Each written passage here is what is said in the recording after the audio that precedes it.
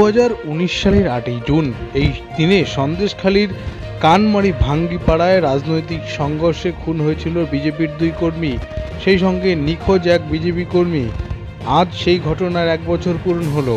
আজ তাদের স্মরণ সভা উপলক্ষে ভারতীয় জনতা পার্টির নেত্রী তথা সাংসদ লকেট চট্টোপাধ্যায় আছেন ওই মৃত ও নিখোঁজ পরিবারের সঙ্গে দেখা করেন ও কথা বলতে। এর পাশাপাশি তাদের পাশে দাঁড়িয়ে সমস্ত রকম সাহায্য সহযোগিতা করার আশ্বাস দেন তিনি। স্মরণ সভা উপলক্ষে বক্তব্য রাখতে গিয়ে তিনি বলেন, 2019-এ ওরা বুঝতে পেরেছে 2021-এ আমাদের দল ক্ষমতায় আসলে দুষ্কৃতীদের নাম ধরে বলেন এদের নামের লিস্ট বানান। 2021 জয়ের পর এই ধরনের সন্ত্রাস কর্মীদের পূর্ণ সাজা দেওয়ার আশ্বাস দেন। এই ঘটনায় প্রশাসনে যারা জড়িত আছে তারাও সাজা পাবে। যেভাবে এই সমস্ত বিজেপি কর্মী শহীদ হয়েছে তাদের ভারতীয় জনতা পার্টির পক্ষ থেকে স্যালুট জানাই।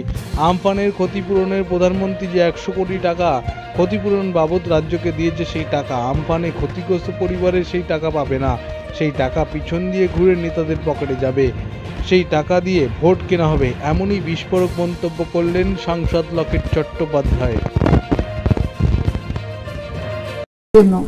ব্যবহার হয়ে গেলেই এই প্রদীপ মণ্ডল, এই সুকান্ত মণ্ডল, এদের মতন ছুঁড়ে আমরা ফেলে দেবো। যেভাবে ইচ্ছা হোক আমরা হত্যালীলা চালাবো, যেভাবে নৃশংসভাবে যেভাবে তারা হত্যা করেছিল। আজকে আমরা বলেছি যে এটাকে কালা দিন, আজকে সন্দেশখালীর কালা দিবস।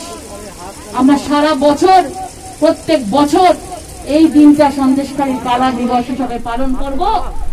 এবং আজকে আমরা তৃণমূল সরকারে আছি, কিন্তু এটাই জানিয়ে যাচ্ছি বন্ধুরা, 2021-এ যখন আমরা আসব তখন বিজেপি সরকার থাকবে এবং সন্দেশখালীর কালা দিবস বিজেপি সরকার পালন হবে।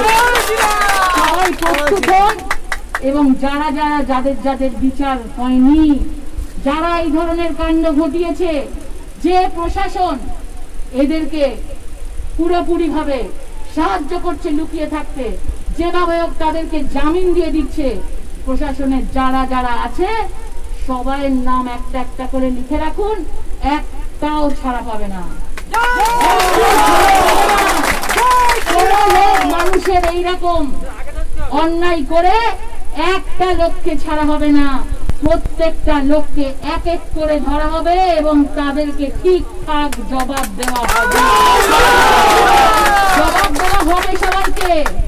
এইভাবে সারা বাংলায় সন্ত্রাস করে মুখ্যমন্ত্রী মমতা বন্দ্যোপাধ্যায় বেশি দিন থাকতে পারবেন না। কারণ বাংলার মানুষ জেনে গেছে যেভাবে করোনার মতো মহামারী এসছে, যেভাবে আমফানের মতন দুর্যোগ, এই দুটো দুর্যোগকে মুখ্যমন্ত্রী মমতা বন্দ্যোপাধ্যায় ব্যর্থ সামলাতে, পুরোপুরি ব্যর্থ।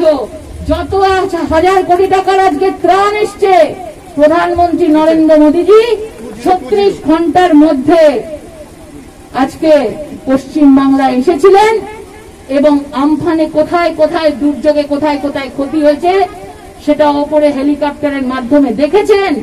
সঙ্গে সঙ্গে আপাতত 1000 কোটি টাকা আপনি রাখুন, আপাতত আপনি গরিব মানুষদের দিন, যাদের ঘর চলে গেছে, যাদের বাড়িতে কিচ্ছু নেই, তাদের বছর পরেও তাদের কথা, তাদের পরিচয়, তাদের সম্মান আমরা কখনো ভুলিনি, আমরা ভুলব না। যেভাবে ভারতীয় জনতা পার্টিকে যেভাবে তারা নেতৃত্ব দিয়ে আজকে শহীদ হয়েছেন, তাদেরকে স্যালুট জানাই। তারাই হচ্ছে ভারতীয় জনতা পার্টির আসল কর্মী। তাদের পরিবারের সাথে আছি, তাদের পরিবারকে সমবেদনা জানাই। বলছি 1 বছর কেটে গেল, এখন দোষীরা শাস্তি পেল না, কি বলবেন? দেখুন, আমরা তো বলেছিলাম সিবিআই তদন্ত চাই, কিন্তু রাজ্য সরকার নিজেরা সেই তদন্ত করার জন্য, সিবিআই তদন্তের আগেই নিজেরা তদন্ত করার জন্য হাতে নিয়ে নেয় এবং তারা জানে যে এখানে তাদের নিজেদের লোক, নিজেদের নেতারা যুক্ত আছেন, সেই জন্য তাদের কাছে যেন কেসটা ধামাচাপা পড়ে যায়, সেই জন্যই তারা পুরোপুরিভাবে চেষ্টা করে কেসটাকে ধামাচাপা দেওয়ার চেষ্টা করছে। কিন্তু মনে রাখবেন, আগামী বছর ভারতীয় জনতা পার্টির সরকার আসছে এবং এই কেস আবার উঠবে এবং আসল দোষী সে শাস্তি পাবেই এবং প্রশাসনের যারা যারা এর সঙ্গে যুক্ত আছে তারাও ঠিকমতো জবাব পাবে। হ্যাঁ, সে নিখোঁজ এবং পরিষ্কার বোঝাই যাচ্ছে যে তার বডিকে পুরো নিখোঁজ করে দেওয়া হয়েছিল এবং কয়েকদিন পরে সেই বডি ভেসে উঠেছিল। এবং পুরোপুরিভাবে একটা হত্যা লীলা নারকীয় কাণ্ড এখানে চলেছিল। দিদি, সরকার যে কমিটমেন্ট করেছিলেন, মানে আপনাদের বিজেপি সরকার যে কমিটমেন্ট করেছিলেন পরিবারের পাশে যেভাবে দাঁড়াবেন, পূর্ণতাভাবে কি দাঁড়াতে পেরেছেন, কি বলবেন বিষয়টা? দেখুন, পুরোপুরিভাবে যাদের সঙ্গে যখন কথা হয়েছে সব কিছুই আমাদের কথাবার্তা চলছে। এবং মনে রাখবেন, ভারতীয় জনতা পার্টির সরকার কখনো কারোর হাত ছেড়ে দিয়ে চলে যায় না। সবসময় সেই এই বাংলার মা বোনেরা আছেন, তাদের হাত সবসময় ধরে আছে। আজকে সোশ্যাল ডিস্টেন্স না মেনে স্মরণসভা হচ্ছে, কি বলবেন? এখানে তো বারবারই বলছিলাম, আমি বলেছি সবাই সোশ্যাল ডিস্টেন্সিং মানুন, অনেকেই মাস্ক পরেননি, সেই জন্য বারবার তাদেরকে বলেছি যে মাস্ক অবশ্যই পরুন, এটা সবাইকে বোঝাতে হবে। এবং শুধু আমরা নয়, প্রত্যেকটা মানুষকে এই সতর্কতার জন্য বার্তা দিতে হবে, নিজেদেরকে সাবধানতা অবলম্বন করতে হবে। কারণ যেভাবে আজকে 8 তারিখে সব কিছু খুলে দেওয়া হয়েছে, সত্যিই এখন কিন্তু একটা সাবধানতা না নিলে প্রত্যেকেরই কিন্তু বিপদ আছে। বলছি আমফানের সময় ত্রাণ নিয়ে দলবাজি চলছে, কি বলবেন? আমফানের সময় ত্রাণ নিয়ে দলবাজি করছে, শাসক দল দেখে দেখে ত্রাণ দিচ্ছে, আর অন্য পার্টিগুলো দেওয়া হচ্ছে না, কি বলবেন? কেন আমাদেরকে আটকানো হচ্ছে? এবং যে 1000 কোটি টাকা যেগুলো দেওয়া হয়েছে সেগুলো যাতে আমরা সরাসরি দেখতে পাই, সেগুলো যাতে আমরা হিসেব না নিতে পারি, সেই জন্য 1000 কোটি টাকা প্রধানমন্ত্রী এসছে, সেগুলো তৃণমূলকেই দিয়ে আবার পেছন দিয়ে টাকাটাকে ঢুকিয়ে নেওয়া হচ্ছে। এই টাকা পুরোপুরিভাবে আগামী দিন ভোটে খরচা করবার জন্য সেই টাকা রেখে দেওয়া হচ্ছে, আদৌ গরিব মানুষের কাছে কিছু পৌঁছচ্ছে না। বাংলায় যেভাবে সন্ত্রাস চলছে, আগামী দিনে কি বলবেন এই সন্ত্রাসের জন্য?